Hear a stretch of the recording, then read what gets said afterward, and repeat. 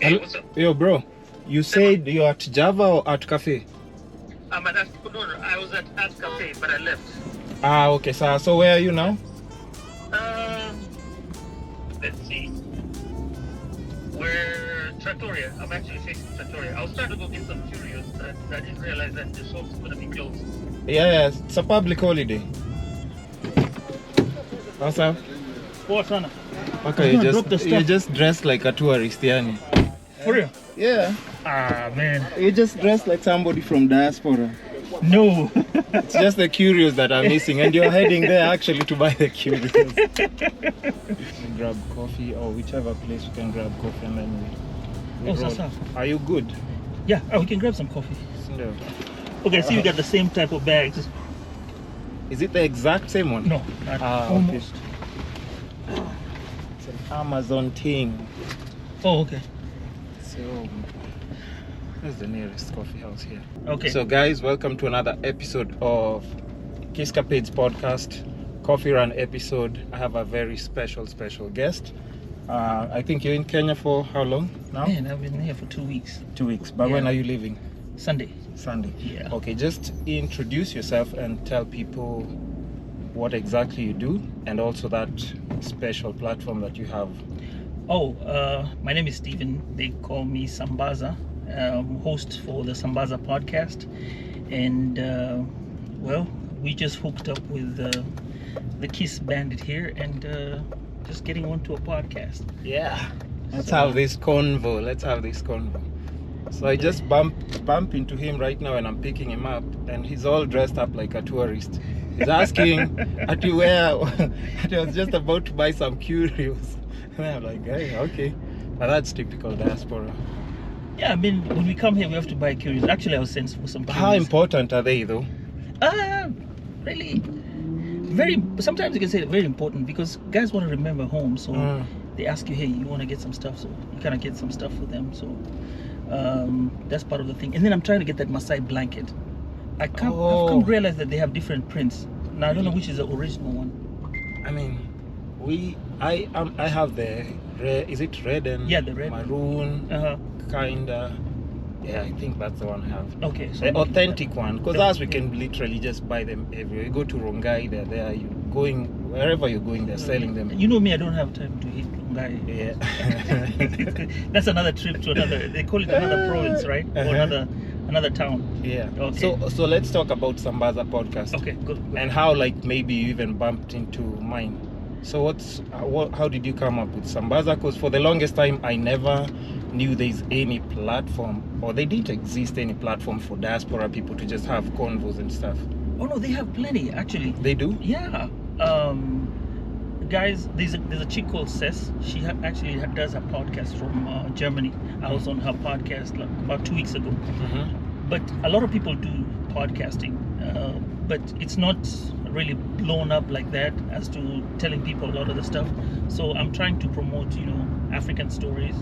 So I tell people, we're Africans, we have to promote our own stories, not have somebody else represent our stories. Not this BBC and Al Jazeera. I don't want to say nonsense, but it's gotten to a point where I'm like, is this the only picture that people have of Africa? Yeah. No disrespect, of course, in case you want to hire me for something. We just want to get the right picture out there. So in order to have that, then that's where we toss in the being African, having African representatives. So there are a lot of African podcasters. If you check, I even found there's a Young and Somali podcast somewhere. I've talked to the guy, and he's a pretty nice dude. Yeah, so there are a lot of podcasts. Once you start looking at them, the only thing is now meeting you guys, from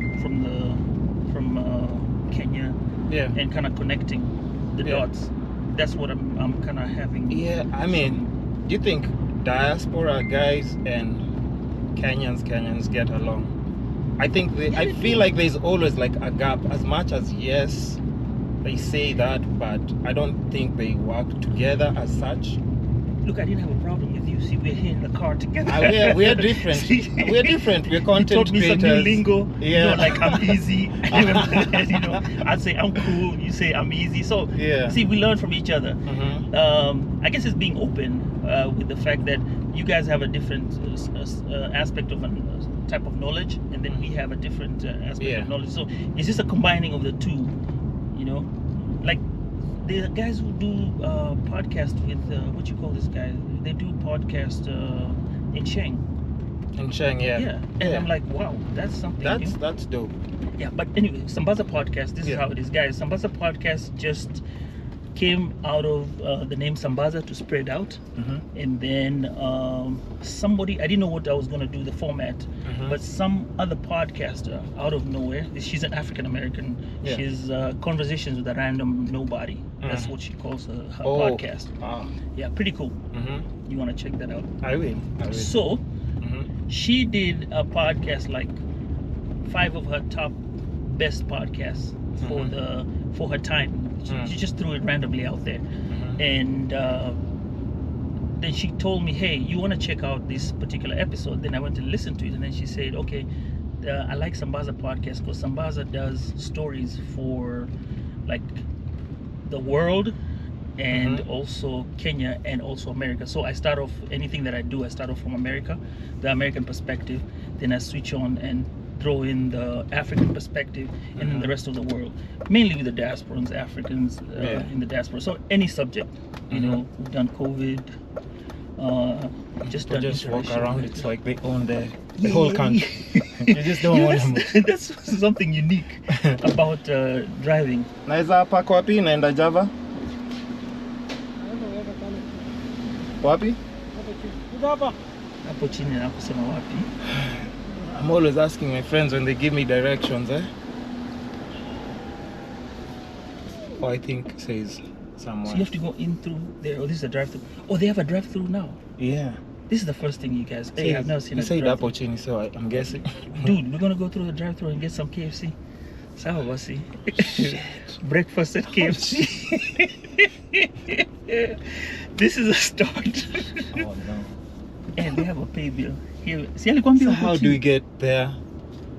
I'm not ordering anything. She must be looking at you crazy. To the no. To the no. Oh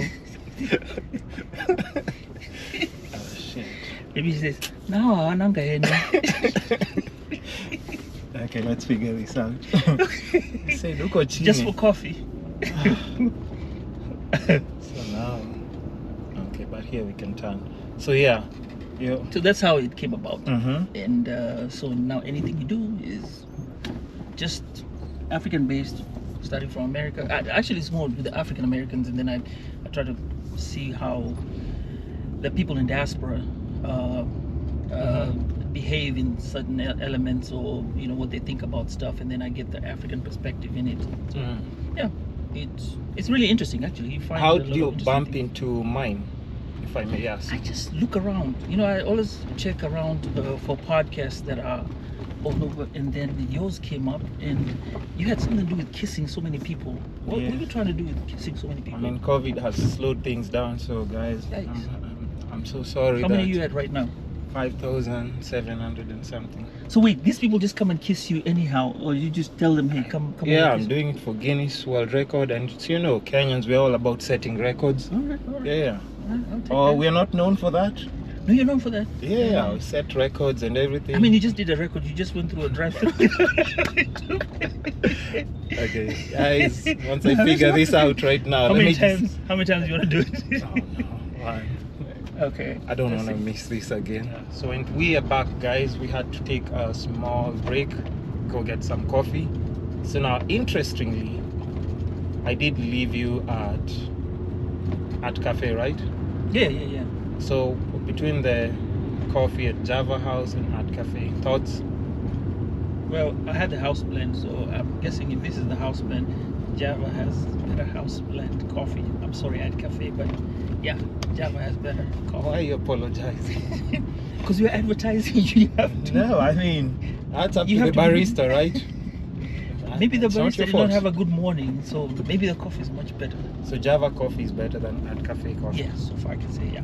Okay. Java. No, I've had a lot of diaspora people say that they're always looking for Java coffee. I've never known why. I'm not like a coffee expert, but you know. It tastes kind of like Starbucks coffee. Mm. Yeah. Even though, look, I like people like Starbucks. It's an expensive coffee. I mean, $5 for coffee, and some people have it every single day.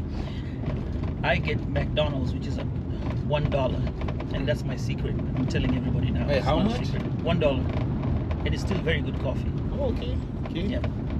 That's Starbucks. No. Oh no, That's no. McDonald's. Oh, McDonald's. Right. Starbucks. Which is equally good. Which is equally good. Mm-hmm. On Now, Starbucks, if you want how much very, is very Starbucks? strong, $5. And I have friends who take coffee 7 days a week, so they have to wake up every morning, $5. And Hey, let them do. get tired. Let them do that. So now back to your platform. Right. Okay. Yeah, we're talking about Sambaza podcast, right? And funny enough, I just don't understand the Clubhouse thing yet. So just tell me about how you ended up Clubhouse and how it works. Anyway, because I don't even know how that works. Okay. So, Clubhouse is like WhatsApp on audio, Mm-hmm. where you get people to come talk about ideas. So we can have Kenyans in one platform, and you only hear voices. So it's a profile. Your profile is sitting there, and then you have your person speaking. Oh, you don't see faces? No, you don't see faces. Okay. It's just voice, strictly voice. So if you have a rough voice, you have an interesting voice, hey, it makes more content. You know, some people have a bass. Yeah, it'll create curiosity. And then there's that feeling, you know, I speak to you, there's that type of interaction you can tell by a person. Well, Yeah. sometimes it's wrong, but then the basis is voice. Yeah. Yeah. Mm-hmm. So we have Kenyans, we create our own groups, and then we meet and we talk about stuff. Mm-hmm. Talk about relationships, love. Mm-hmm. We have fights. We We mend up. Really? Yeah. Yeah, we have some that jollof rice. Yeah. And then East African men. I don't know why people is there something wrong with us Kenyan men being short, or about 5'7", 5'9"? I don't know why people. No, I have mean, an issue why? about men being short, like Kenyan men. People or women? Women, let's say they like their men. They like the Tall. men tall. Okay, that's Right. So that's like okay. 5'7". Because I mean, they're entitled to ask for whatever they want, right? Yeah. And I can personally say I don't like fat women. Is that offensive? Yes, it is. It is. Yeah. So they can pick tall, but I can't say I don't like. You fat. have to be politically correct. So I also like skinny, thin waist. Should I say maybe light skin? Would that be okay for me to say? You'd have a whole lot of issues to explain So yourself. I can't say what I like, but they can say what they like. It depends on what context you're bringing it into. No, like no, people, no, no. You Women will can't say, say- I don't like broke men, I don't like short men, I don't like fat men, Right. right? And the opposite, they don't have to say it, but meaning if you're fat, they don't like you, right? If you're broke, they don't like you. Right. But it's more you have to kind of be politically correct. Why? In this generation, you can't just go out and flatly say, I hate this, I don't like this, I don't like that, I don't like this. But women People- do. Women are very clear about what they don't like. I don't like short men, I don't like fat men, and I don't like men And I who think are that's broke. where gender comes in. You know, the gender as us men being masculine and being the ones, you know, being everything is patriarchy based. That's where it comes about that they can kind of get away with it to an extent. So it's wrong. We've established that, right? Yes. Okay. So either Are way, that women, right? right? We gotta come halfway. We can't just go and say I hate broke men. I mean, They say it I know all they the do. time, right? I've All the heard- time. Even in clubhouses, they say they hate broke men. They say they want men with with more money, Mm-hmm. and they're all likes and dislikes, Mm-hmm. and people have their opinions and people have their likes. I'm more like a balanced person, you know. I don't like to pick those fights. What I don't like is, you know, we'll talk about gender violence. Those are things that have positive aspects. So Yeah. what I like about Clubhouse is there's a group called the East African Excellence, and what they strive for is just have, and I'm part of that group. So we strive for topics that are intriguing, like to American, to African. What we talk about is maybe, when people who've stayed there, like 25 years old, and they've lived in America, and they're trying to establish how life is back here.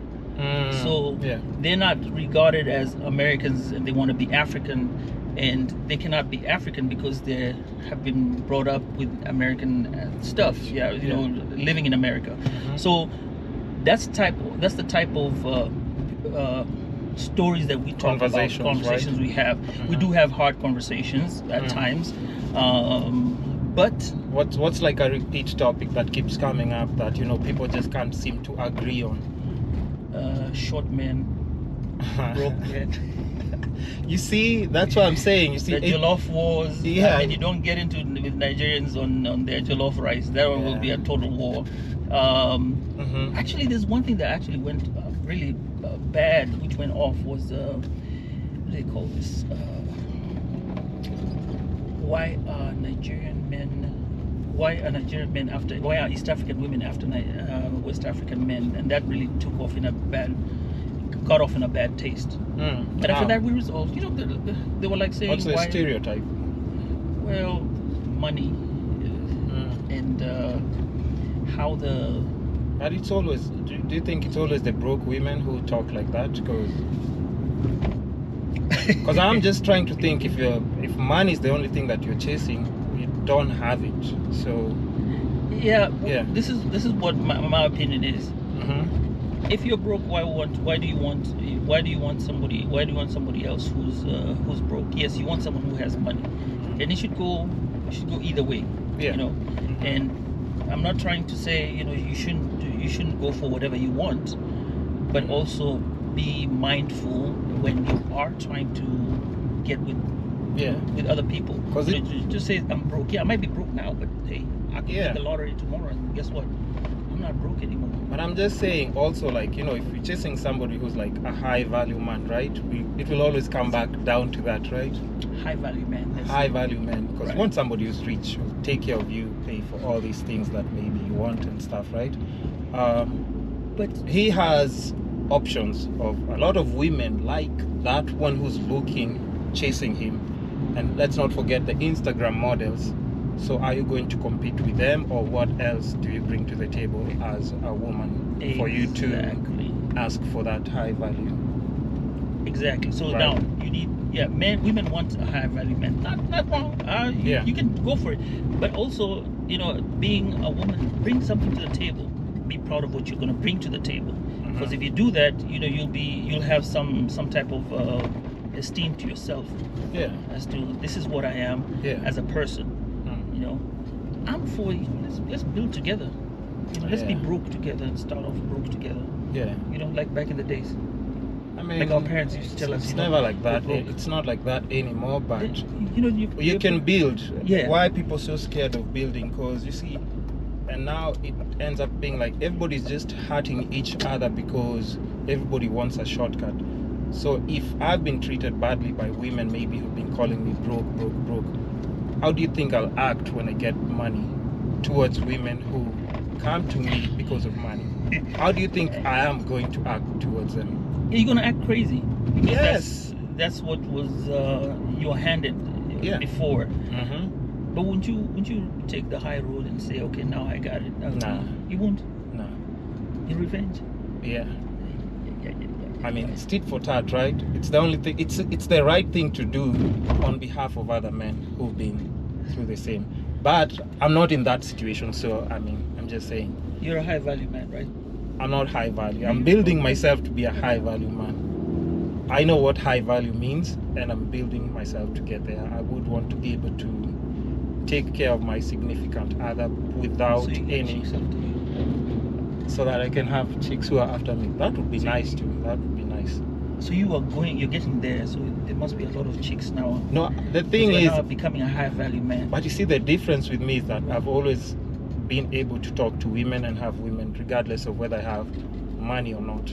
But I just have really high social skills. And that's why even on my podcast, you'll see a lot of different, diverse people that I randomly meet or I met somewhere. Mm-hmm. We've worked together, but it's just purely because of just social skills. And not all men have that. Especially like right now, a lot of people would just be like, I have to get money to be able to approach a certain kind of woman, because that's the energy that women are putting out there. Like, yo, if you're broke, don't even talk to me. So if you can't take care of this and this bill, don't take care of me. So if that's like one of also a debate that was on your podcast that was like, you know, got things heated, it still comes down to that. But, you know, just the thing is, women, you also need to realize that if you put men through that, there's a whole new generation that's coming up, and you'll have daughters. Would you want men to disrespect them just because they have money? Or, you know, it's hurt people, so stop hurting people. Right. So Can I ask you this question though? Yeah. What do you feel, or what's the general idea about people dating interracial? Oh, I saw something like I did that too. I think I saw it on your podcast, right? Yeah. Interracial dating. I don't have a problem with it as long as it's not these old white men who come to take advantage of young girls. Okay. In Africa. If it's just people who've mutually just met, they have interest and stuff, I mean, I'm down for it. Why not? I mean, I date all races, so I've had that experience with all different races. So and all races are different, to be honest, in how they think, how they move, how they plan things, and morals as well. Let's not forget that in Kenya, the economy right now is not the best. So you would see a lot of young girls, young, amazing, beautiful girls who get with old white people because, you know, they have those retirement benefits and stuff. And I mean, Kenya is top 10 for sex tourism. You know that, right? You don't know that? No.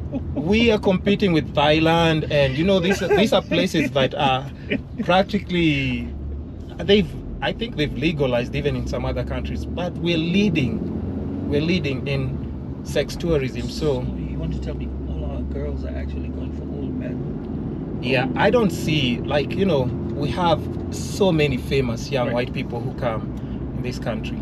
They come here, play with elephants, take pictures, you know, the usual shaba. Right. I don't see any local girls talking to them, but it's because those guys they access. No. But the thing is, they wouldn't know even like young rich people. They'd be like some young rich footballer who'd be walking in CBD. These girls wouldn't know anything about that because he'll be dressed like in sweatpants and everything.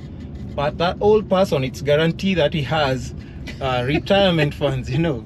He has retirement funds. Benefits. Regardless of whether he is dressed like a bum or not. He has some money that's coming in every end of the month because of, you know, what he invested in. And they don't mind. They really don't mind. It's these young girls who remind them of like some youthful thing that man, listen, I know so many women who move like that, and that's the only problem with just knowing too many people. Yeah, I know so many women who move like that, but the thing is, so I have a story on that actually. Yeah. So I mean, no problem with interracial dating if it's not for convenience. Somebody's taking advantage, but they both take advantage of each other. I think. Yeah, you can. They come here for fetish reasons. They can buy, they pay it, and that's another thing about the fetish thing. That always is is bothersome. Even with the people up there, the African Americans, they look at it as, you know, if a white man's dating them, sometimes they have to think and say, is it a fetish that they're trying to accomplish, or are they for real? Yeah. So yeah, it goes. It varies. Now I'll tell you an interesting story. So I'm in Mombasa. Yeah. Running in the morning as usual. Then I see a nice boat. Yeah. And I take pictures. It's actually on the Sambaza podcast Twitter page. So I take a picture. So as I'm busy taking a picture, there's another old lady comes to me. Yeah. And I'm thinking, why is this old lady coming to me? Is she trying to make a pass at me and thinking that I'm a beach boy or anything? This is in a British accent. Hello, what do you want? You're taking pictures? I said, yeah, I'm taking pictures of the boat. Do you want to get a boat ride? It's like, I don't want to take a boat ride. How much is it? She told me it's 1,000 shillings. And then I said, oh, you know what? I just take pictures. In my mind, I'm like, I'm waiting for her to say something crazy, and so I can go tell her, no, I'm not interested. I'm not that type of person. Yeah. She's telling me, oh, I own this boat, and I give out rides for people to go. I was like, oh, okay. Really? Yeah. It was an old white lady. An old white lady. That's interesting. Mm-hmm. So to me, my mind was. See, my mind is already the stereotype. The stereotype. And I had to check myself. I was like, But do you think you were wrong? Maybe that's what she does. I know that instant I was wrong. My bad. I was really wrong. I shouldn't have done that. But I was like, hey, am I a prize now? Look at me. And I told her, I'm just visiting. Yeah. So it was just purely innocent. Yes, I was just taking a picture, so because I like taking pictures. Yeah. So interesting boat picture, take it and then post it. Yeah. Yeah. And she thought, ooh. Yeah, that's what happens. Bike guys, like when I see them, I just start just touching or patting the brake a bit, just in case. Yeah, I don't like them at all. You should get an experience. You should come to the States and then you drive, right? Yeah. So you're driving, and then you get these motorbikes riding right next to you, like maybe 20 to 50. Yeah. And they're riding fast. So what are you gonna do? There's gonna be nothing. Yeah. You will stop and. Yeah. I can only imagine. Yeah. So your thought? What are your thoughts then on just interracial dating? Love whoever you want to love. Love is love, but just be prepared for all that encompasses love. Yeah. You have differences. Even if you're in Kenya, you marry, like I'm from Mombasa and I marry someone from Nairobi. We have our differences, and we have to get along in some type of way. Yeah. And then there's that us, then the community. So love who you love. Feel free. It's a big world out there. Yeah. But remember also accountability. If you're getting with somebody because of money, that's on you. If things don't go your way, you have nobody to blame. Accountability. If you get with an old white guy or an old white woman and you waste your youth, you didn't at least even attempt to achieve anything on your own, that's on you. Don't come back and carry that trauma to maybe an innocent person if that didn't work out for you. But don't you ever have like intent? You can't just date anyone, right? So you have I can date anyone. No. Let's look at it this way, right? Yeah. I'm gonna throw this in. Yeah. You're always selfish. You're always selfish in a way. Why do you want that particular chick? She's beautiful, right? Yeah. Because she's got the beautiful eyes, beautiful whatever part of the body you like, right? You are actually being selfish. Because I want maybe she's a doctor and you have or a nurse and you fancy a nurse. Yeah. Right. So if you fancy that type of woman, you're also quote unquote being specific. Even though you're saying you're not looking for the paycheck. Like the old man. But when you're looking for that girl, you say, okay, she's 5 foot. You're looking for a 5'9" chick. That's your intent right there. I think as men, we're just I look for somebody who's just feminine. If you're running your mouth about how men are weak and everything, then you're just not my cup of tea. I mean, I'm not just signing up for that at all. Yeah. I mean, so anybody who's feminine and of course beautiful, just the way they express themselves. I express myself as a man, they express themselves as a woman. Okay. Yeah. I mean, for those guys who like tough chicks who are talking like, man, hey, that's for you, that's good for you as well, but that's just not for me. I mean, you know what I've realized in life? Yeah. Those tough chicks, man, they have the softest hearts. you will not believe. Those strong ones. They have the softest hearts in this world. How do you find that out if the outside is already too? You just have to hang with them and listen to them, and that's where people get wrong. Yeah. You judge them right off the bat and say like, okay, this is what you're saying, this is what you're exhuming, right? Yeah. Into the universe. Maybe whatever is coming out of your mouth is not what is in your mind. You know, there's usually something else on the background. You know, like they say, there's the other story, the side story. Yeah. So if you get the side story, you probably might find out that, wow, they are the best people on earth. But it's just that life gives you these, throws you these lemons, and they can make lemonade. So Yeah. she can make lemonade. She's mad, right? True. Yeah. But you know, go to a therapist. Like, why should I sign up being your therapist when I've come in with a clear head? I'm not carrying any Patience. They take patience. Oh man, life is short, man. I mean, can you imagine if you waste so much time? You're married right now, right? Right? Right. Are you seeing how it is hard for other people just to even get a match? Like just regular dating is just so hard right now because of all those little frictions that people are causing. But you have to have, like I said, give yourself an open mind and look at the potentials. It's all about if you have a potential chick. Like, say for example, you say, I want a chick who is like this. I'm gonna give basis. That's not me, but hey, I'm just gonna give the normal.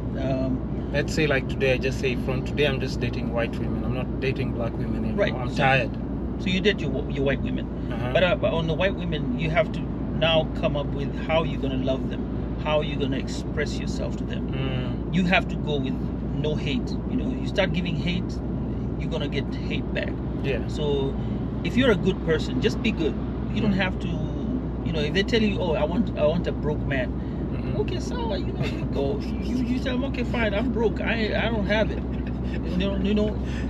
And you'll find that person who'll say, you know what, I really like you for who you are. And for you giving so many kisses, I think maybe one of those kisses will end up in one chick saying, yeah, that kiss, that's the one. Yes, you see, I just say all those others were frogs, and this is the one that I wanted. You can't tell them they're frogs. No. I'm just saying, just like us, it's that saying, guys. You know what I mean. But just as an outsider, because you talk about these things, I'm sure, a lot on the podcast, right? Right. As an outsider, somebody who's married, like, what advice would you give to people who are actually now trying to get into something serious, settling down? What's the main advice? Where do you think people are going wrong and they just can't seem to click? Trying to rush. Yeah. Just don't rush into things, and find who you're comfortable with. But then one thing about love is so different. Okay, I'll tell you this. You can love someone for 10 years and be in a relationship for 10 years and then break off with them after 10 years, only to get married with another person in 2 months. You've been cheating all along. Come on. No. In 2 months? In 2 months, and then you find that person and you go on, and that's it. So love has its own ways, and there's no blueprint. Even marriage, there's no blueprint for marriage, and there's no blueprint for love. The only thing that's there is the fundamentals, where you care for each other. If you care for a person and they treat you well, watch out at these things like, oh, a guy can take you out and take you, like the way the Saudi soul says, unaishi runda na machozi, whatever. Yeah. Or you can. Yeah, utaki kulia kwa Range Rover. And then you are cool with the boda. The whole gist. Yeah. That's the thing, just be cool. A guy might take you do all those things, then after that you're not having a happy life. But there's this one guy who does the walks in the park, just can do random things. An average guy, let's just say that. An average guy. Yeah. The random things that they do, those are the things that solidify your relationship. Yeah, if I may say so. Yeah, because not everybody, let's just be honest, not everybody is just going to be that high value person. And there was a very interesting thing that somebody pointed out, because like all African mainstream is heavily influenced with the American culture. I'm sure we can't deny that. Right. Music-wise, how we dress, maybe fashion and everything. Right. And somebody was just pointing out like a lot of mainstream, high-value black men are leaning towards dating either Latinos or white women because they're more submissive and more feminine and things of the like. But I can mention a few names. Mainstream, extreme mainstream that people might know, right? That we see maybe on the TV every other day. Mm-hmm. Kobe Bryant. But Kobe Bryant met her woman at a video shoot. Right. So it was a video shoot and Vanessa was there. Mm-hmm. She was a video victim. And I think so. that's how they met. Lil Wayne. Yeah. So Lil Wayne just married a Latino lady. Michael Jordan, Eddie Murphy. Okay. Dave Chappelle is married to a Filipino. And these are the extreme people that we see on mainstream. Tiger Woods, always with white women. So here's what happens. And this is the story about black men. And even will probably happen to us. Yeah. Let's say, for example, you are moving up in the ladder. Especially, let's just go with professional athletes. And I've also done that in my podcast. Yeah. Now, when the professional athletes start hanging out with other people, the more they go up, they'll say they go around people, the access they have will be more access to the white, light-skinned women. And then the rappers also promote that in their videos. I mean, tell me a rapper who has all African black dark women. Tell me one who has will bring Sudanese chicks to dance on their album. You know, and those women are really cute, by the way. They're very, very cute. Yeah. And when they promote that, that's what comes up. Look at Tanzanians, like Ali Kiba and the rest. Yeah, it's all light-skinned women. Yeah. So if you keep doing that light skin deal, that's where colorism starts. So then you start making money and you're like, look, I don't want to date a dark-skinned chick, but who says a dark-skinned chick is not the brightest, is not the smartest, is not the most coolest person out there? You know, I've come across people who are like that. It's just the way society portrays. Yeah. So what society portrays, and then you take it. Hey, if you drink that Kool-Aid, I'm sorry, you're gonna get hurt. Somebody who's saying, you know, that's happening a lot because black women are out of order. But black women are there. They're just not. May not be having more access. Like dark skinned may not be having more access to where the rappers are. How? That makes no sense. They're everywhere.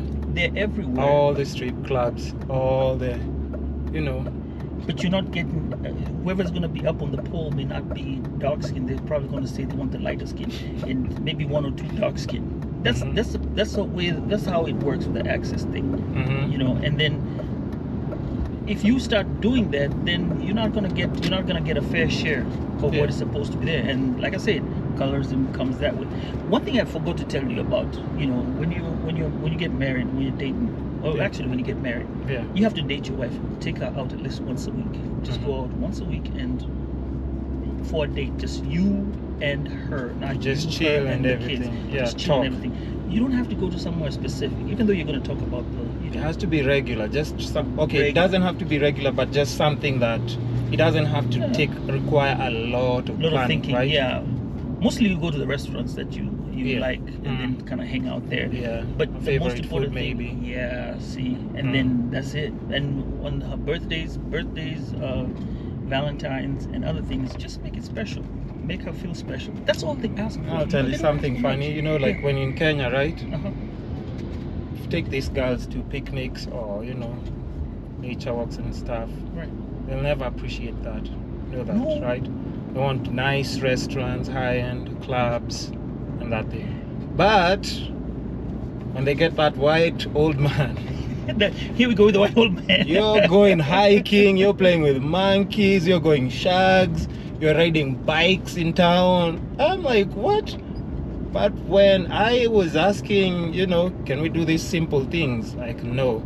There's a friend of mine who took No, there's a chick who was explaining to me, like this guy took him for a picnic, and you know how she was describing it. Right. This guy, I can't believe I was expecting this guy to take me to a restaurant, and he took me to some park and he came with leftover sandwiches just and tries to call it like a romantic date. But that's what they do with these old white men. That's what you do. You carry leftovers, you go and eat, and you walk around here like. But if it's me, you are demanding for more because maybe they're holding you for a high standard. No. That's a lie. First of all, we know that's a lie, right? Yeah. And that's even the colorism thing. I think the way you're talking about it, like we do also, like guys, we do get a rough share of our end as well. So it's just black people learning how to appreciate each other equally, and that's why it takes us back to average. There are people who go to Uhuru Park on Sunday with their families, and these people are happy. They walk. Yeah, so what's the difference between them and the other person that has more money? It's just because they have more access. Like I say, again, here we go. Yeah. More access to other stuff. But they've seen more. But who tells you that the person who's going to Uhuru Park to walk is not more happier than the other person? You know, they understand what they can manage. And that's another thing. Appreciating what you have. What you have. What and you be have. comfortable with what you have. What See, you have. There you go. So now if you are happy and comfortable with what you have and not wanting to long for other things, you'll not say, man, if this guy takes me to Uhuru Park, he's downing, he's putting me down. No, it's just, that's what we can do right now. And maybe 10 years, 5 years, you never know. He might land a big deal, a big project, a job promotion, and now you can do other things that you couldn't be able to do. But if you're not there during this process, I don't think both parties can appreciate each other as, as they should. Right. Because you've grinded together, you've grown. Yeah, that's the thing about grinding. Grinding is so cool when you're two of you doing it. Yeah, it's special. So what made you move to the States? The green card. Oh, you applied and you won? Yes, I did. Really? Yeah. A lot of people do, and everybody should. I mean, it's an opportunity. Yeah, and like when you get a green card, if you had qualifications of a certain job, you do get that job, or you have to go and now start tarmacking, like the way we do it in Kenya. You might have to tarmac a little bit, but what's the only problem is most of some of the professions you may have to go and get recertified if you're going there. If you're young, then you have time to go up and change, if you want to change your career, you want to start a new career or continue with whatever you have. So with me, I just went and switched my career. I always tell people I'm a retired artist because I used to paint and draw, but now I just work in IT because I preferred that job at that time, and having been there for the last almost 20 years, I've loved it. Been there for 20 years? Yeah. Okay, so would you say that it's actually the land of just milk and honey, the way, It's the land of milk and honey if opportunity. You know what you're looking for.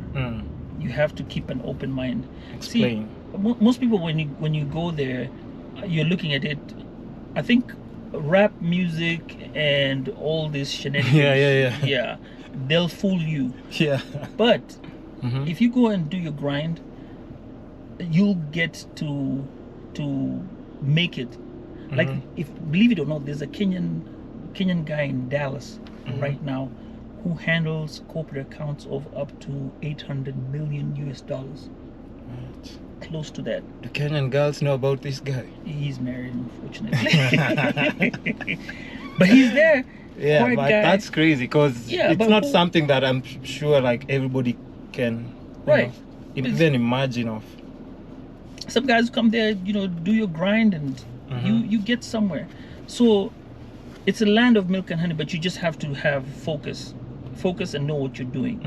And me personally, I tell people, everyone goes there, says, oh, they want to do nursing, and nursing is the only thing that gives them money. That's an idea that's been sold. But there are lawyers, there are doctors, there are other actuaries, right. and you can turn here. I mean, hey, let's try it. You never know. This is Kenya. You can do it. They'll let you in. Yay! Here we go. So there are so many things that you do. Actually, it's nice. I see people riding bikes all over. It's pretty cool. Exercise. So yes, and so you don't have to stick to one profession. And what I tell people, especially when you're leaving Kenya and you're going out there, just go and look for whatever is out there and start a career. You know, if you're not happy with the career that you are, just go first find out. Nursing is not everything. It's just not the only thing that you have to settle for. Like, you can dream bigger. Exactly. Not that it's bad, but there's so many other things and opportunities that are still there. Exactly. So how would you compare the situation there? You've been there for 20 years. Right. How would you compare it to how Kenya is right now? Employment rate? Yeah, with Kenya, opportunities. Opportunities are broken systems. Right. But I have hope. I always tell people I have hope in Kenya. Kenya? Yes, I still have hope for Kenya. If things go right, I mean, anything goes. People can get opportunity. Right now, we're sitting doing a podcast. 5 years ago, people weren't talking about podcasting that much. Yeah. If we could find avenues for creatives to make money. You see, who knew about creatives to make money? Like, say, for example, okay, I was talking to you about Zengala that I did an interview with. And he told me he's never been out of the country. He never made so much money as other creatives make nowadays. Like, I'll compare to Nonini or the Noninis out there, Juakali out there. Shout outs to Juakali, Nonini. They're my, those are my brothers from California. So being that now it's opening up to so many doors, if he was able to gain access at that time, and he even said it, he could not leave his job, his daytime job, because that was it, that was paying. But right now, creators have made money just by not having regular jobs. So he didn't get the. And for people who don't know, that's the guy who sang. He says Naitaka Bango. If you want to search for Naitaka Bango, go look for that song. That's the most famous song you'll find over there. It's a classic. It's a classic, and he's a man of his character, and as he said, actually he didn't want to sing that song. He made it nicely, and he said, hiyo nyimbo ilikuwa ni ya matata sana. He didn't want to say ni ya mchezo sana. Actually, that was say ni ya mchezo sana. He didn't want to say this. The song is kind of dirty. He couldn't say dirty, so he just said ni ya mchezo sana. Ni ya matata sana. So that's how he came to sing the song, and he tells it on the podcast as well, how it came about. But when you see how he's come up and he's opened doors for now the new creatives, and this is a new world out there. There are jobs out there that are going to come up for Kenyan people, and so it's just that we have to be more political in what we do, make sound decisions in voting and what have you. Get into the process, learn how to vote. I cannot tell who to vote, not to vote, but just be in the system and be knowledgeable of what is around you, because it does affect you one way or the other. True. Yeah. So with that, you can be able to look for the next 10 years as Kenya having made more progress, because it's us youth who are going to be moving the next generation, even though these generations are not going to move away. I like how enthusiastic you are when you talk about Kenyan systems. Would you move back here? Yes, I would move back here. Stop lying. I did it with a smile. I said yes, I would move back here for 6 months at a time. Actually, I'm planning on doing that. Coming here, stay 6 months, and then 6 months over there in the US. If I can make that happen, yes, I will do that, definitely.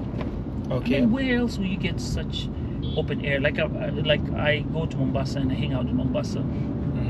The sea is right there. I get to chill, fresh fruit veggies. What is this guy doing? Everything He's is got a small natural. truck. And you don't get this in the US. Yeah. Life is a bit more slow, and not slow in terms of slow, but it's more, it fits your pace that you want it to be. It's not random moving. There's not so many electronics over there. Yeah. You have here a little bit of electronics, but it's comfortable. Let me just say I'm more comfortable here, and maybe because it's home. Yeah, maybe. Yeah, Well, so how I long think have you stayed without like coming back to Kenya? 11 months. Oh, okay. So you do try your best to frequently visit, right? Yes, for the last 10 years I've always come here for at least a week or two. Now you also do have like a kid. Yeah. How do you like just with all the pressures that are there, like with just life and a generation change, how do you do your best to make sure you just raise your kid right without in this crazy world? Because I want to know as how we would be able to handle some things. You like, want to talk about as a raising parent. a black kid in America? Yes. That's a whole new topic. I'll just put it like this. Yeah. It's the hardest thing to do, raising a black kid in America. Whether you're from Africa, or you're born there as an African American, because your child is as young and cute when they're young. Yeah. But that kid, when he turns to be 16, 17, 18, somehow becomes a threat to everyone, to the white people. So because of that, it's really difficult to raise a child. What I try to do with my kids is to raise them with the values, the African values, and try to see, the positive ones.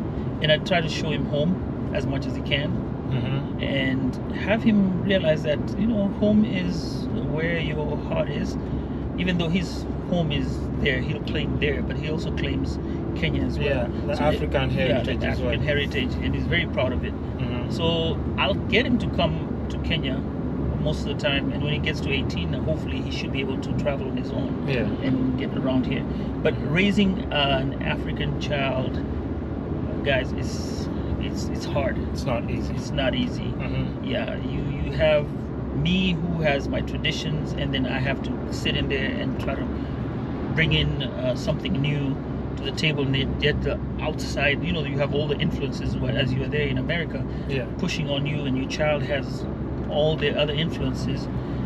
You have a big thing. You have a lot of adjusting to do. It's a lot of work, right? Actually, for example, if you go out with a green card, this is what I didn't realize. When you go out with a green card there, remember you are brand new yourself. Yeah. And then you have kids you're trying to raise. Who tells you how to raise your kids in America? Nobody. You show up there, there's all this. Yeah. How are you going to teach them how to go to McDonald's? Unless you've seen it on TV. Yeah. How are you going to teach them how to book, credit, all that? So it's a big adjustment. It's not easy. As much as people might sell the idea, and I'm not saying that it's not a good idea, but you have to learn how to adjust yourself. There's a mental thing up to it, and that's another thing about mental health of us Kenyans and the diaspora. We have to really look out for ourselves, and make sure we stay healthy mentally, because it affects us. Even like COVID did affect us too. How did it affect you, by the way? I'm going to ask you that question. Messed up, like, how I normally work, but fortunately I landed something that I could be able to do online.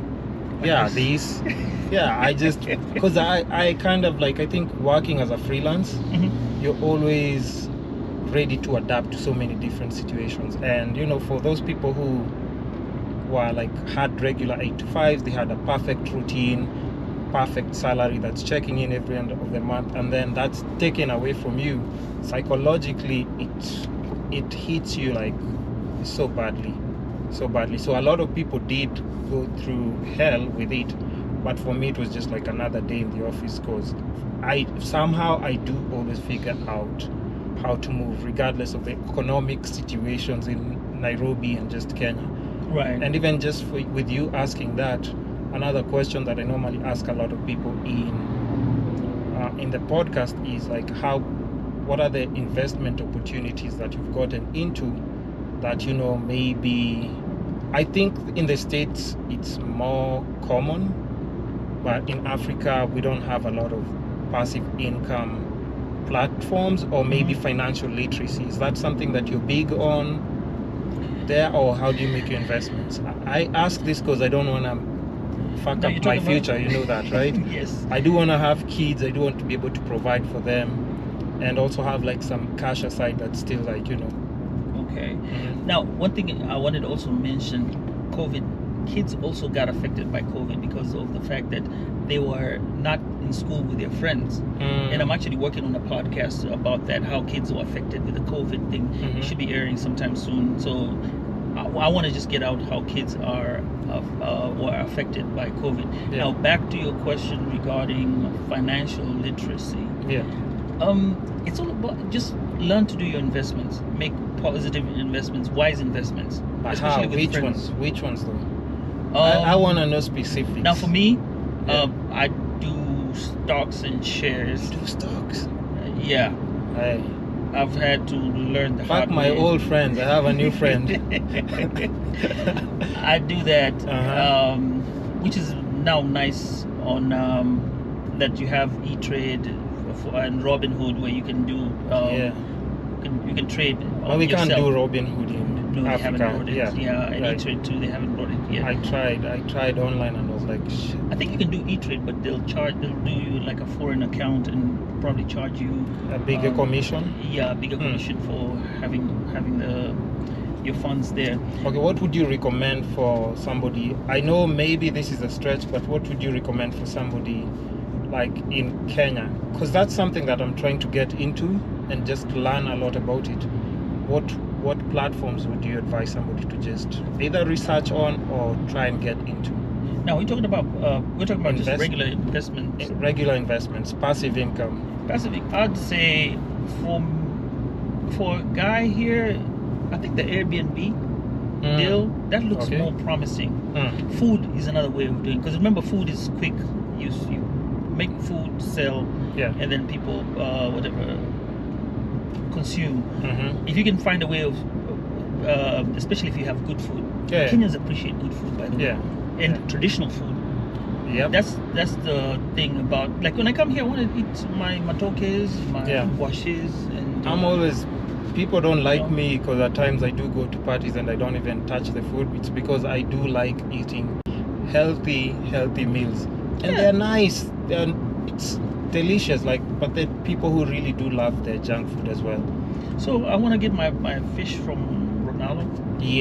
Kosewe. Get my traditional food. Mama Ulich has nice fish. Yeah, and there's that fish place called the one in out of town. This guy who puts up his stuff. Not really fish is the only thing, but there are other things. Good food. So Kenyans love good food. Give them food. If you can invest in the food industry, but careful. Try to find a way where you can make your money up front quickly, not really quickly, but patiently, so that you don't get burnt out. Most people get burnt with the monies that they put ahead. So try and make sure you have that investment that is, you can't say no investment is a sure thing. You're always trying, but always look at your P's and Q's. So food is one of the things, like Airbnb is another thing. I can't say about this taxi and do the thing, man. No. Being a creative is another thing. It is, but it's a bit crazy right now for like just even in Nairobi. A lot of people don't. If let's say you're somebody who is always thinking way ahead with nice ideas and stuff, don't expect clients to necessarily, like just reward you the way you want, because you still have to explain. Hey guys, look, I'm already at halfway of my coffee. This guy hasn't even touched his coffee, and he says we're doing a coffee run here. How? I drink my coffee in the car. You know that, right? Yes. I can drink coffee in the car while driving. So how many things are we doing? This is a manual car. That's different. No, but you can put it on whatever. Neutral and drive, right? And let me connect. I don't want us to run out of juice, guys. So let me connect it. Oh, it was straight, right? Yeah. Oh, yeah. There's Mbagathi. I'm sorry. Yeah. The weather's actually better than yesterday. It's more brighter than yesterday. The weather. Yeah. Yeah. I prefer this. This We're is still doing a coffee run. Yeah. So now, I remember where we left off. Not where we left off. That was just like 2 minutes ago. So Right. don't take him too seriously with the bloopers. So, what advice would you have for somebody who wants to apply the green card? Is it easy, or what are the chances of you getting like one? Oh, let's see. There are about 65 to 75,000 people who get it. So when you try it, actually it's free of charge. So you just apply, and you kind of get in if you're lucky. And for the most part, people are successful in getting it. So don't give up. You can do it every year for the next 10 years. It doesn't hurt you in any way. So you apply it. The thing is that when you get there, you have to adjust your life. You have to think more like, okay, what am I doing here? If I have a career that's going on, some careers may need recertification. Some careers may not be the same as you might want to do. I would even tell, like I said, maybe we've talked about this, but if you're 17 going to 18 and you're finishing high school, maybe try and get that green card. Who knows, when you turn 18 you might get a chance and get a green card, and that will be your way out to the US and start a new life. I mean, it's a whole clean or fresh template that you write your own story again. If it's a career path you want to take, you don't have to be a nurse or a doctor or a lawyer. If people tell you that that's the only thing you have to do, there are other jobs that are out there that pay a lot of money, a lot of good money, so to speak. But people don't tell you when you're here. I'm just curious. Why is it that everybody just leans towards nursing? Is it that it's the most available job with the least qualifications, with a decent check, or why do people just go for that? I know quite a number of people who went to the States and immediately just jumped into nursing, and I knew them from like different career paths when they were back in Kenya. So what I think is that people tell each other that nursing makes money, and of the impression, even me, before I left, I used to see people tell you, oh man, this person's a nurse, they came and they built so many houses, blah blah blah. They never talked about the lawyers, the doctors, or anybody else who could be a salesperson that does that. And one thing that's worth mentioning is there's a guy in Dallas who is not a doctor, a lawyer, or an engineer, but he works for a prominent bank and holds up to $800 million US. Yeah, I think you mentioned him. Yeah. Right. So those are the type of things that you would kind of look at and see, okay, if I'm going to be there and let's say I like finance, do finance, study finance. It's going to help you and be happy with what you're doing. Don't get into nursing because everybody's getting into nursing. Don't get into trucking because everyone's getting into trucking. It might not be your forte. So just be, let's say, comfortable in what you want to do. Be flexible and pursue what you like. Because I'm guessing like the systems work there. And if you're good at what you do and you work hard, chances are very high. Yeah, put your mind to it. Yeah. You put your mind to it and put your time to it, you're definitely going to see results in the end. It's more result oriented. You never get to put something and not see the results. I think States is one of the countries that, at times you'd be somewhere here in a third world country and see some of the most hideous ideas and people succeed in what they're doing, and then it just lets you know that, trust me, I mean, if you just put a little bit more of effort to it, you might be surprised. Okay, it seems hideous, but yeah, you're right. It does seem that way, and it is that way for a lot of things. So you don't look at, like I said, nursing. It's there. The jobs are there. They pay not well. Well, if you're in the lower level, you don't get paid well. But how much are we talking about? I always like talking about numbers here. High value men like talking about numbers. I don't know about nurses. Stats and asked. But some of them statistics. start about $15 an hour, right? If you're in the low level. Now you can go up to $35 an hour.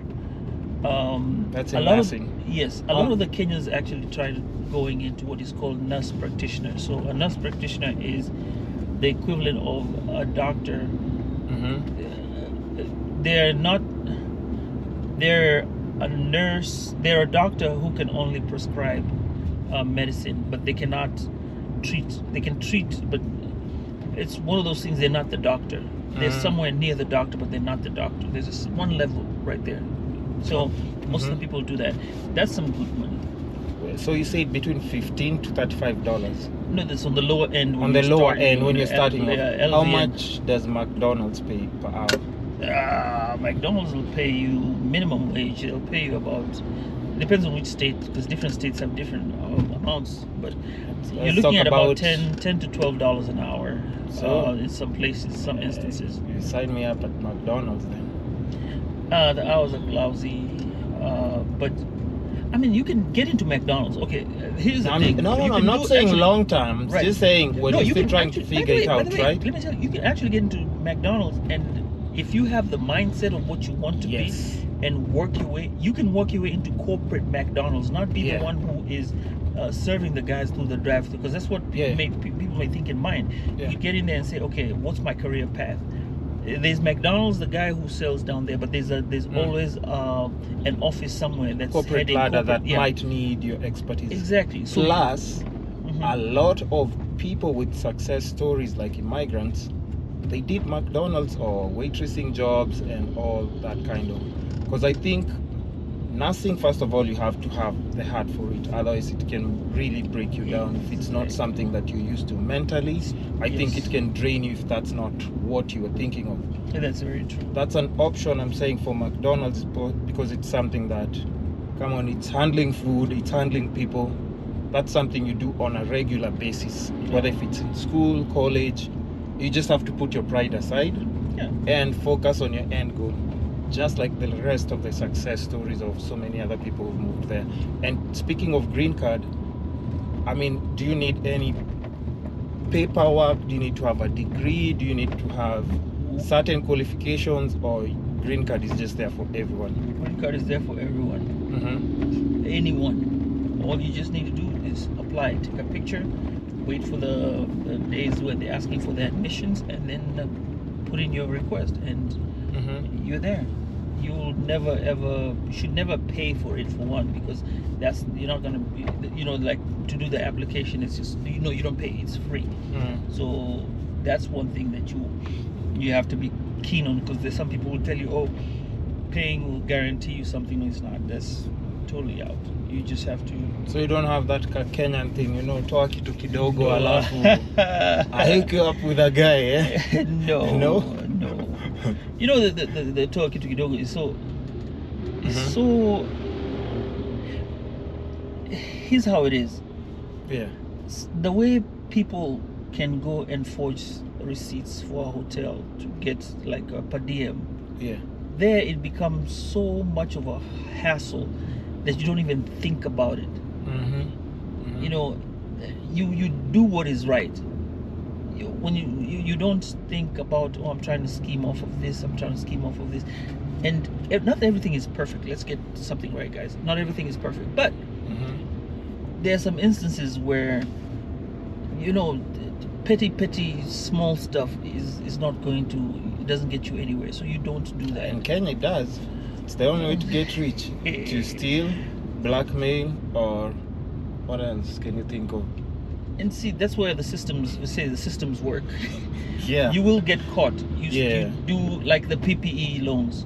Some guy was trying to scheme off the PPE loans in the US, and he set his house as a business, and then said that he has cars and everything, and then he was buying Mercedes That's crazy. Car, I saw people buy Lamborghinis with PPP loans, and I was like, but guess what?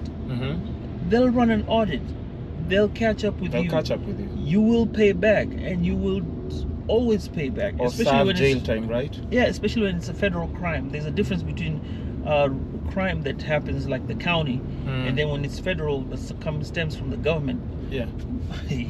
And even That one you don't play. the stimulus checks, same thing, I guess. People still. Stimulus checks are actually yours, so you can do whatever you want to do with them. You can put an address to somebody who.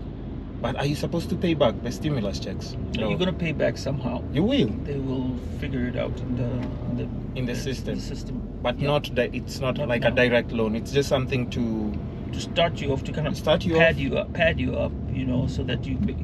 And also keeping money in circulation of the economy, right? That's what it is. From consumers and exactly the retailers or the business people, right? Yes. So you can do whatever you please. You can do whatever you please with it, but just know you're gonna pay back. So buy some Jordans. Buy your Jordans. Buy your whatever, but just know you're still gonna pay for it. That's the only. Yeah. Somehow you'll still pay for it. Another just big question. Why do you always talk about Jordans? Oh no, I love Jordans. Really overrated. No. Okay, why would you line up? Why would you line up? Yeah. At 6, not even 6 o'clock, at 4 o'clock in the morning to buy a pair of Jordans which have been rebranded for only $200. Yes, I know they get sold off again at a premium, but they really also have like resale value and all that. Like only a shoe person would know that. Plus, let me tell you, the Yeezy is the only one that has a really good resale value. Really? Yes, better than all the other shoes. But well, I guess I can start moving to Yeezys too. What advice do you have for? What advice? You said you had you wanted to say something to do with shoes. That's the advice I was told by what you call it, sneakerhead. There's some shoes that look okay, but the Yeezys, the person said that they have a good resale value.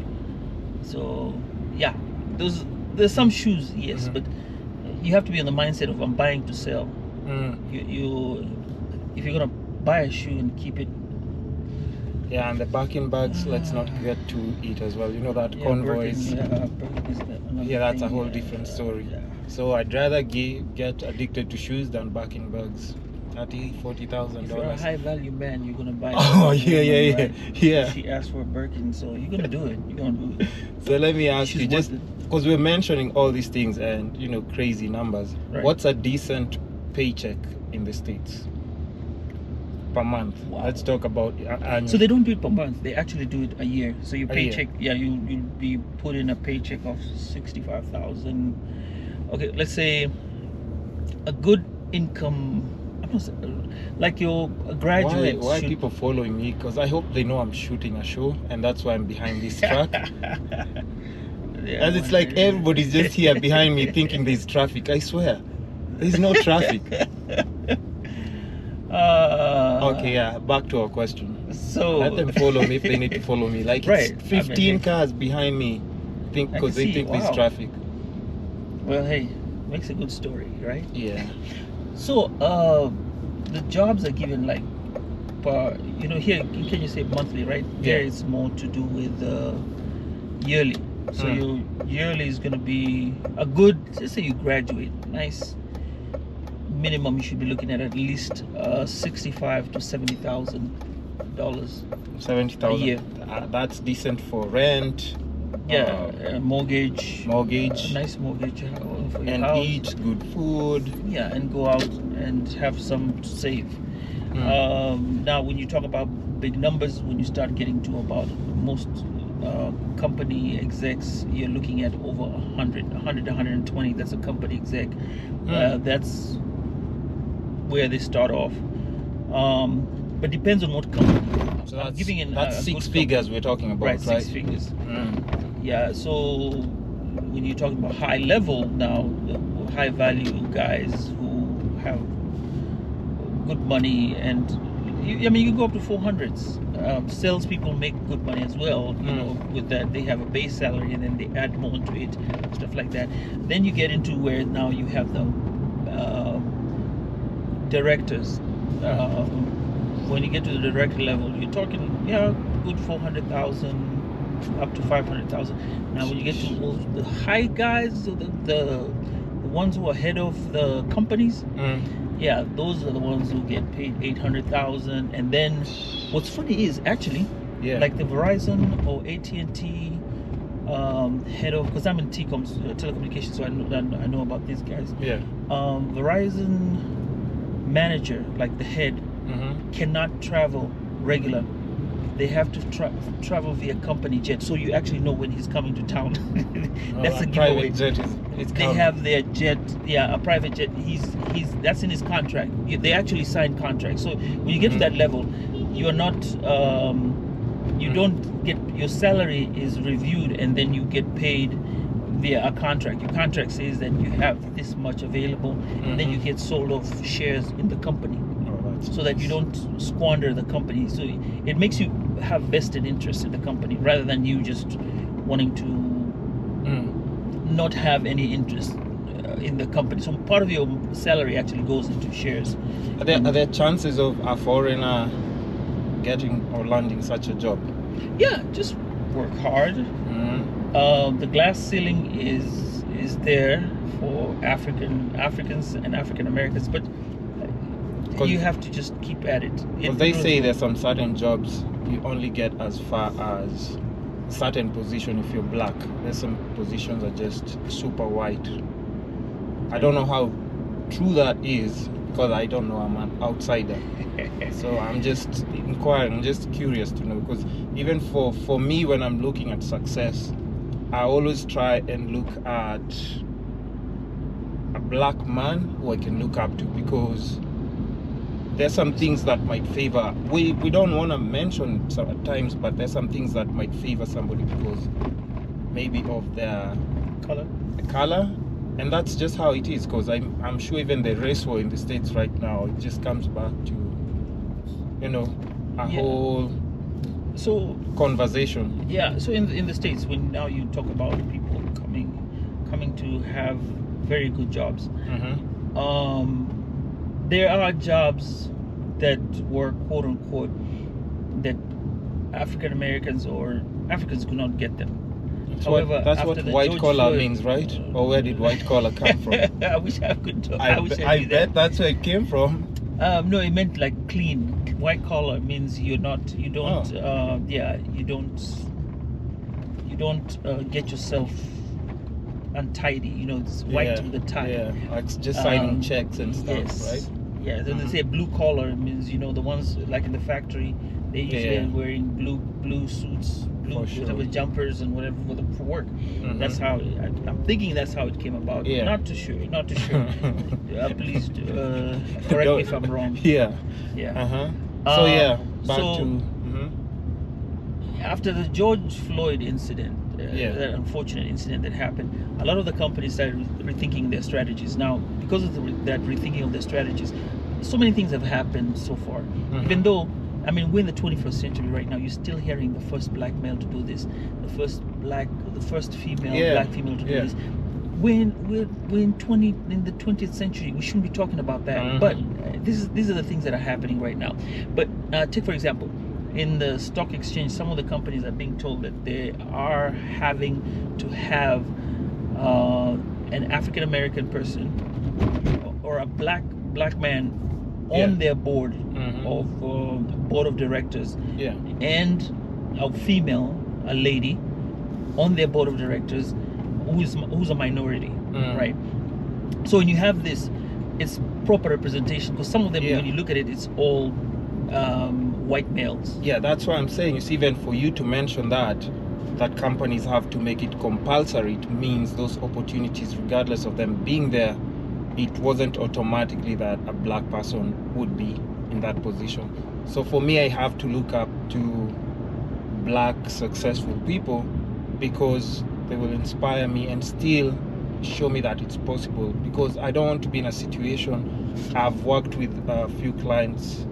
There's a client that I was managing, and every time I was going to a meeting and I mentioned that I'm the manager, like they were so confused, because they were like, how is this even possible? Because we're in a Zoom meeting and they're just like, they just can't understand how this is possible. That's what it's called. Because it's a group of dancers, and they kept on confusing me to be one of the dancers. Like, so you dance with them? I'm like, no, I'm managing them. You know what management means. And that I got a lot, and that's why my mindset kind of changed a bit. They know, but it's what is called white privilege. It's the mindset to think that there's a reasons to why I, as a white male, am supposed to be. Yeah.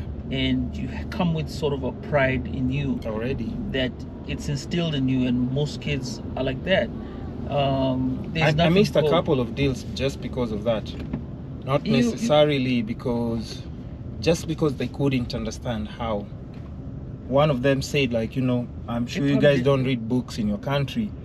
And they was saying it in a very condescending way. I'm just trying to describe. They didn't understand that they're saying something wrong. They were actually thinking that that's what happens in a country like Kenya. I was just like, you don't have to deal with this. They do have some type of it's like a stereotype they don't understand. Yeah. Like you don't tell black people about eating watermelons. Yeah. That's derogatory. I love chicken though. Yeah, and then you can't. I love chicken though. Yeah, that's the chicken thing. Yeah. Still offensive, but I'm just saying that it's just confusing when you see somebody saying something that should be offensive and they don't understand that it's offensive. See, exactly. that's scary because they already. That's what is called white privilege. Yeah. You see something and you're like, oh, but I did not know that. That does not sound bad. Then they ask you, is this bad? Then you're like, dude, that is really, really bad. Some didn't understand like why they have to pay for certain things. They were like, no, but we come in Africa, we take pictures. And I was like, let's not get into that conversation. It's just a whole other shit show. So yes, as we finalize the podcast, what's the one thing that you would say right now that you're pursuing? Because you've already done the family thing, marriage, good job, moved to a country with more opportunities, and you seem to be comfortable there. What's that one other thing that you think right now, if you got, maybe it would give you peace, settlement? No, I think I have everything that I want. Like, I am happy. I'm happy with what I have. I'm happy to be here in Kenya. I'm happy to have the opportunity to actually come down to Kenya and spend time like I want to. And some people don't have the opportunities like that. Yeah. And life is good. Enjoy life. From COVID, you learn this is 20. Live your best life. Actually, as they say, live your best life. Yeah. Don't let other things hinder you. If it's something that I'm after, I will go for it. Like the podcast, I said I'm going to start doing the podcasting, and I went and did the podcasting. Am I trying to make money right now? No. It's just something that I'm doing right now, and then maybe later on, it'll bring money. Yeah, it'll be lucrative. It's not something I'm chasing. See, it would be a difference if I was looking at that as something that I want to make money off of. But it's not good to make money. I like money. For sure. But I want to make it the structure and figuring it out in a nice format. What did we say the other time? Enjoy the process, right? Enjoy the process. Exactly. Enjoy the process. You enjoy the process, and then as you're enjoying it, you tend to have something you can relate back to and say, you remember when these things were happening like this, and this was happening like that. The journey is the most beautiful part, to be honest. Sometimes because that's what you'll be looking back at. Yeah, smell the roses. Yeah. So now, just tell people where they can get you on social media, if they need to connect with you, which platforms. Give them that all shabam. Okay, so I'm gonna be simple. Sambaza. It's called Sambaza, but I call it Sambaza Podcast. It's available on Apple, Spotify, Google Podcasts, Stitcher. Somebody got Stitcher, Overcast, iHeartRadio too. You can get podcasts there. I'm trying to get into Amazon, how I can load it up to Amazon as well, but that's something I'm working on. Yeah. On social media, you'll find me on Instagram. Go ahead and follow me. There's enough content coming through, a lot of content. You guys, being in Kenya made me get so much more content than I never thought about, and it's gonna be dropping soon, and with more episodes, with more series. For sure. So Instagram, Twitter, Sorry. Yeah, they did close this road. Yeah. No. Tell them your handle. Sorry. No.